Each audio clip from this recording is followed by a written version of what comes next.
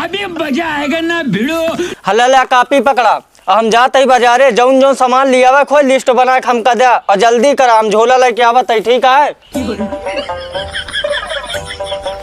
लिया लिख दियो। हाँ लिख दे लिया। काय में लिख दे है बाटे 1 किलो चीन। अरे वो हमार कहा मतलब 1 किलो चीनी। 2 बाल्टी साबुन। 2 बाल्टी नहीं 2 बट्टी साबुन हमार कहा मतलब। 1 किलो गु। अरे बाप रे, गु का होई रे? अरे वो हमार कहा मतलब गुड़ लिखे रहे हैं। अचानक नीचे बिंदी रही। यही इंग्लिश मीडियम पढ़ के आए बाटो, का करी एकदम भट्ट गवार यहाँ फंस गए बियाह कई के हम।